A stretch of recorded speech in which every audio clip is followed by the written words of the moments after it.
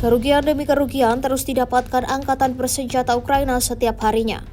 Dibuktikan pada sebuah rekaman yang baru-baru ini ramai beredar di media sosial Telegram pada Senin 8 Juli 2024. Dalam video tersebut memperlihatkan detik-detik penghancuran tank M1A1 Abrams angkatan bersenjata Ukraina dengan serangan dari 8 drone FPV ke arah Avdiivka.